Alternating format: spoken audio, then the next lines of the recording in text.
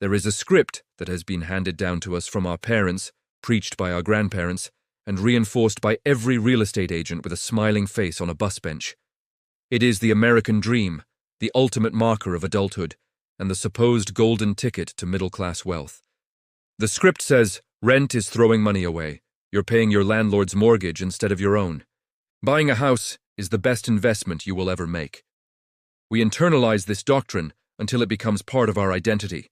We feel a deep, visceral shame when we are still renting at 30, as if we have failed to launch, as if we are financially illiterate children refusing to grow up. We panic buy homes we can barely afford, stretching our debt-to-income ratios to the breaking point, convinced that we are making a smart financial decision simply because we signed a deed. But the truth is, for millions of people in the modern economy, this script is a lie.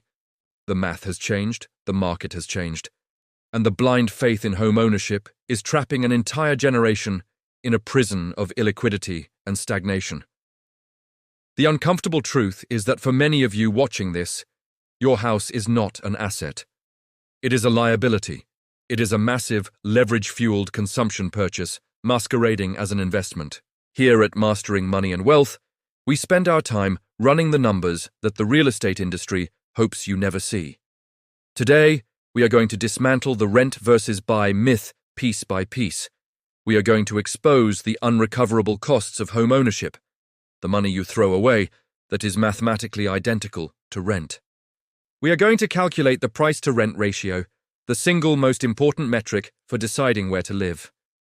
And we are going to show you how a disciplined renter who invests the difference can often end up with a higher net worth, more freedom, and less stress than the homeowner who is chained to a 30-year mortgage. To understand why buying isn't always better, we have to redefine what throwing money away actually means. When you rent, you pay a monthly fee for a roof over your head. That money is gone. This is clear. But when you buy a house, you are told that your monthly payment is savings or equity. This is largely false, especially in the first decade of ownership. A massive portion of your monthly housing cost as an owner is also thrown away. It is money that never comes back to you. It builds zero equity. We call these the unrecoverable costs.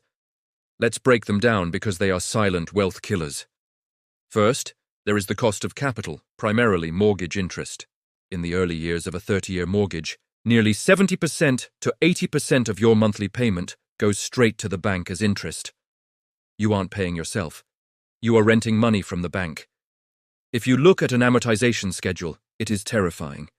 You might pay $3,000 a month and find that only $400 is actually reducing your debt. The rest is vapor. Second, there are property taxes, a perpetual rent you pay to the government for the privilege of staying on land you supposedly own. In high-tax states, this alone can equal a modest rent payment. Third, there is maintenance. The rule of thumb says maintenance will cost you 1% to 2% of the home's value every single year. This isn't just about glamorous kitchen renovations. It's the unsexy stuff, like water heaters, roof patches, and pest control. Fourth, there is homeowners insurance, which is rising at double-digit rates in many regions. And fifth, there are the massive transaction costs of buying and selling, which can eat up to 10% of the asset's value in commissions and fees. When you add all these up, interest, taxes, maintenance, insurance, and fees, you often find that the unrecoverable cost of owning a home is nearly identical to, or even higher than, the cost of renting a similar property. You aren't building wealth. You are just paying a different landlord, one comprised of the bank, the state, and the hardware store. While those unrecoverable costs are the leakage in the home ownership bucket, the most devastating financial blow comes from what you don't do with your money. This is the opportunity cost, and it is the primary reason why many homeowners remain house rich and cash poor. When you buy a home, you typically front a significant down payment, let's say 20%. On a $500,000 home, that is $100,000 of liquid cash that you have effectively buried in the backyard. This dead equity produces no dividend. It provides no monthly cash flow to pay for your groceries or your children's education. Most importantly, it is not diversified. You have taken a massive portion of your life savings and placed it into a single, highly illiquid asset in one specific neighborhood, on one specific street, in one specific city. If a major employer leaves town, if the school district declines, or if a natural disaster strikes, your entire net worth is at the mercy of factors you cannot control. Compare this to the disciplined renter who takes that same $100,000 and places it into a diversified portfolio of global stocks or a low-cost S&P 500 index fund. Historically, the stock market has returned roughly 10% annually over long periods. In contrast, according to the Case-Shiller Index, home prices have historically grown at a rate only slightly above inflation, roughly 3% to 4% annually. When you factor in the 1% to 2% you spend on maintenance and the taxes you pay every year, the real return on a primary residence is often near zero or even negative. Many people will argue, but wait, I bought my house for $200,000 and sold it for $400,000. I doubled my money! This is what we call the inflation illusion. They forget that over those 20 years, they paid $150,000 in interest, $60,000 in property taxes, $40,000 in maintenance, and $24,000 in selling commissions. When you run the actual numbers, the profit often vanishes. They didn't make an investment. They paid for a high-end lifestyle choice. Furthermore, we must address the price-to-rent ratio. This is the metric Mastering Money and Wealth uses to determine if a market is actually rational. You calculate it by dividing the total purchase price of a home by the annual cost to rent a similar property. Historically, a ratio below 15 suggests buying is viable. A ratio above 20 suggests it is arguably better to rent. In many modern tech hubs and coastal cities, this ratio has ballooned to 25, 30, or even 40. This is the equivalent of a stock trading at a P/E ratio of 40. It is incredibly expensive. In these markets, renting is not throwing money away. It is a massive arbitrage. You are essentially renting $1 million lifestyle for $3,000 a month, while the owner is footing a $6,000 monthly bill between the mortgage, taxes, and upkeep. In this scenario, the renter is the one who is winning the math game. They are consuming the utility of the house at a massive discount and investing the thousands of dollars they save every month into assets that actually compound. This brings us to the concept of mobility as a financial asset. We live in a world where the average person changes careers multiple times. A house is a £3,000 anchor. The transaction costs to sell a home, the 6% agent commission, the staging, the repairs, can wipe out 5 years of appreciation in a single afternoon. If a renter gets a job offer in a new city that pays $30,000 more a year, they can leave at the end of their lease for almost zero cost. The homeowner is stuck. They often have to turn down opportunities because they are underwater on their mortgage or cannot afford the friction of a sale. In the modern economy, flexibility is a form of wealth that doesn't show up on a balance sheet, but it dictates the trajectory of your entire life. The final piece of the script we need to dismantle is the emotional one, the idea that homeownership provides security. We are told that a house is a sanctuary, a place where no one can kick you out.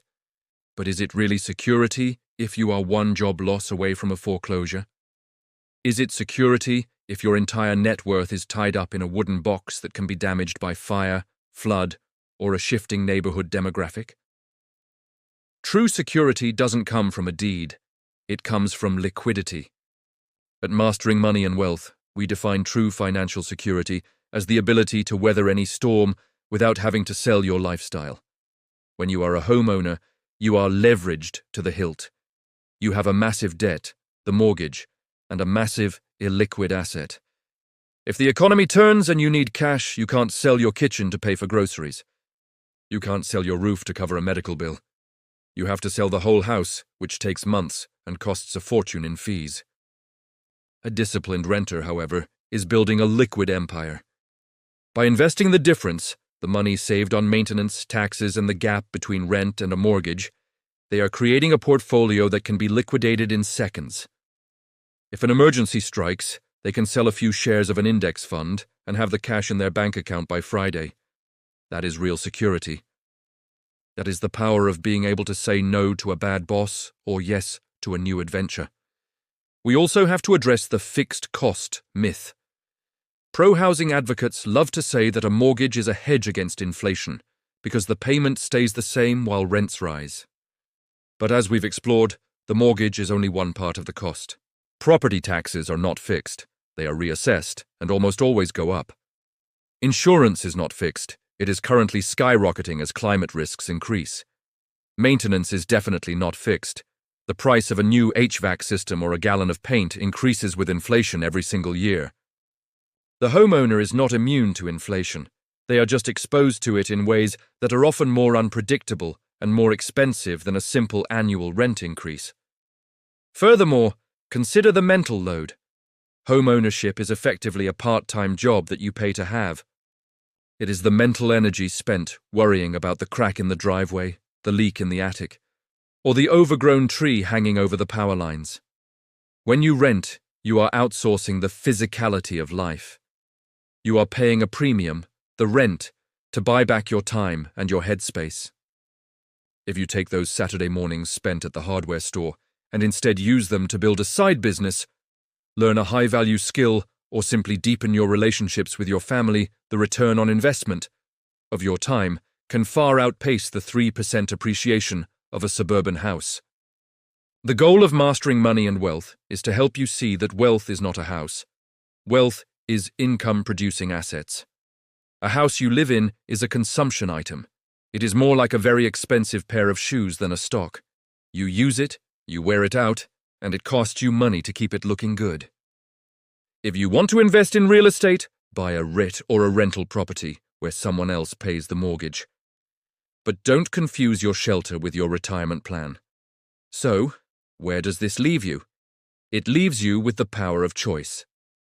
If you want to buy a house because you love gardening, because you want to paint the walls neon green, or because you want the psychological feeling of roots for your children, then buy the house. But do it with your eyes wide open. Acknowledge that you are making a lifestyle choice, not a financial one. Do not buy because you are afraid of throwing money away. Run the numbers. If your local price-to-rent ratio is 25 or higher, stay liquid. If you aren't sure where you'll be in 5 years, stay mobile. If your down payment represents 90% of your net worth, stay diversified. The American dream shouldn't be a trap. It shouldn't be a 30-year sentence of being house poor and stress-rich.